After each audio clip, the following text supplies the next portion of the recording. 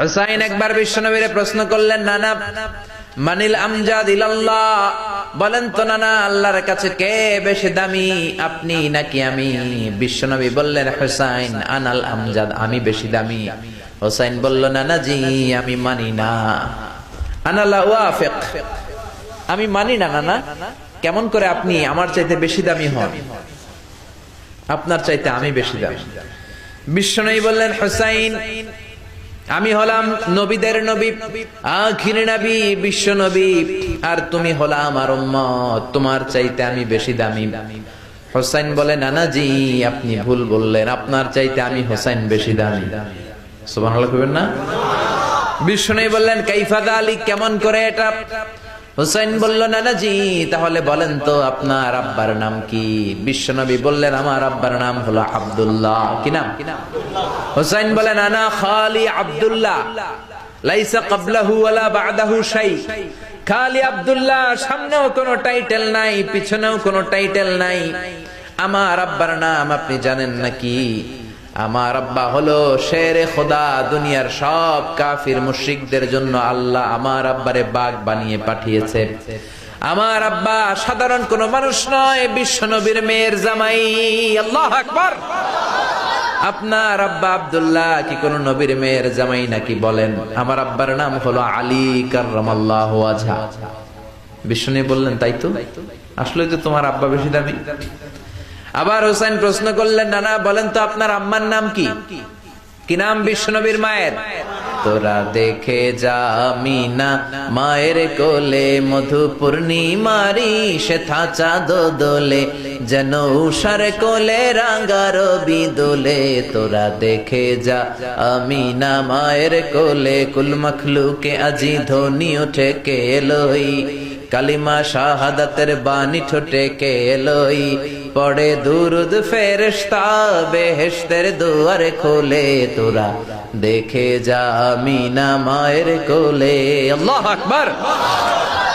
বিষ্ণু বললেন, আমার মায়ের নাম আমিনা।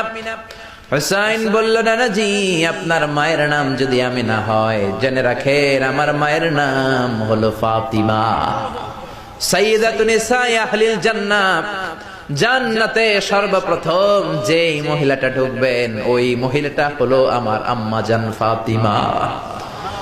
বিশ্বনবী ফাতেমারে এত ভালোবাসতেন, বিশ্বনবী বলতেন যে ফাতেমারে কষ্ট দেয় সেজন্য আমি নবীরে কষ্ট দেয়, আর যে ফাতেমার মনের মধ্যে আনন্দ দেয় সেজন্য আমি নবীরে আনন্দ দেয়।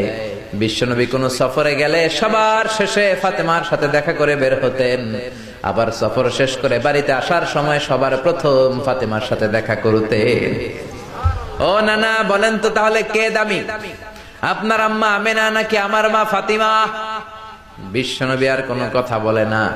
হুসাইন একের পর এক প্রশ্ন বানে নানাকে জর্জরিত করছে। নানা এবার বলেন তো আপনার নানির নাম কি? বিশ্বনবী বললেন, হুসাইন আমার নানির নাম হলো বাররা বিনতে আব্দুল উজ্জা। হুসাইন বলে, না না আপনার নানি বাররা রে কেউ চিনে না। চিনেন আপনারা? অনেকে জানেই না, ওই যে কয় নসিনি, আরা নসিনি দে, আমরা চিনি না বাররা বিনতে আব্দুল উজ্জা। হুসাইন বলে, না না আপনার নানিরে তো কেউ চিনে না, বাররা নামটা কারো মুখস্থ নাই। আমার নানির নাম আপনি জানেন নাকি? আমার নানির নাম হলো খাদিজাতুল কুবরা আত-তাহেরা। একটা মহিলাকে আরশের উপর থেকে আল্লাহ সালাম জানিয়েছেন, ওই মহিলাটাই আমার নানি খাদিজা। বিশ্বনবী খাদিজার এত ভালোবাসতেন, বিশ্বনবী বলতেন, আল্লাহ কিয়ামতের দিন যখন কেউ কাউরে চিনবে না, ওই কঠিন দিনে আমি যেন আমার প্রাণের খাদিজারে ভুলে না যাই। খাদিজা ইন্তেকালের পরে বিশ্বনবী নিজ হাতে দাফন কাফন করলেন, কবরের সামনে দাঁড়িয়ে দোয়া করলেন। দোয়ার পরে সব সাহাবীরা ঘরে ফিরে যায়। আবু বকর বললেন, নবী চলেন ঘরে ফিরে যাই, দাফন শেষ, কাফন শেষ, দোয়াও শেষ। বিশ্বনবী বললেন, না আবু বকর আমি যাব না, তুমি যাও, আমি কবরের সামনে দাঁড়িয়ে থাকবো। যেই মহিলাটাকে এই কবরের মধ্যে আমি শোয়ালাম রে আবু বকর, এই মহিলাটা সাধারণ কোন মহিলা নয়, আমার বিপদের দিনের সঙ্গিনী খাদিজা। মক্কায় এই মহিলাটাই আমার হাতে প্রথমে কালিমা পড়ে ইসলাম ধর্ম গ্রহণ করেছে। মক্কায় কেউ যখন আমারে সাহায্য করে নাই, তখন আমার খাদিজা আমারে ভুলে নাই। কেউ যখন আমার শেল্টার দেয় নাই, সাহায্য করে নাই, খাদিজা আমার সাহায্য করেছে। মক্কার লোকেরা 3 বছর শিয়াবে আবি তালেবে আমার জেলের মধ্যে রেখেছিল। আমার কলিজার টুকরা বিবি খাদিজা ওই জেলখানার ভিতরে আমার সাথে ছিল। আবু বকর, তোমার মনে চায় তুমি ঘরে ফিরে যাও, আমি এখানে দাঁড়িয়ে থাকবো।